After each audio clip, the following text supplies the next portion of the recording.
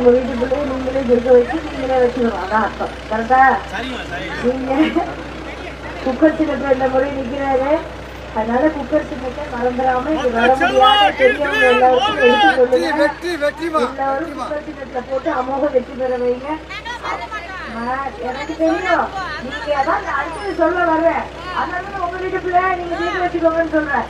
அதே போல உங்க வீட்டு பிள்ளை அமோக வெற்றி பெறலாம். வெற்றி பெற வச்சீங்கன்றது எங்க 2 பேருக்கும் நல்லா தெரியும். ஆனா அமோக வெற்றினா அதிக வாக்கு வித்தியாசத்துல உங்களோட ஒவ்வொரு ஏரியாலையும் ஜெயிக்க வைக்கணும்ன்றதுதான். அதை நீங்க எடுத்து எங்களுக்கு உதவி செய்யணும்.